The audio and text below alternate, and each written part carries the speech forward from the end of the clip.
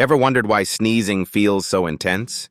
When you sneeze, your body can expel air at speeds up to 100 miles per hour. That's faster than a cheetah running full speed. But here's the kicker. The force behind that sneeze is not just about speed, it's also about volume.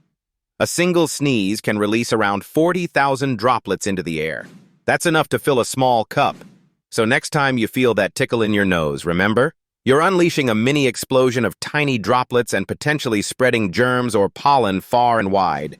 Cover your mouth and stay healthy.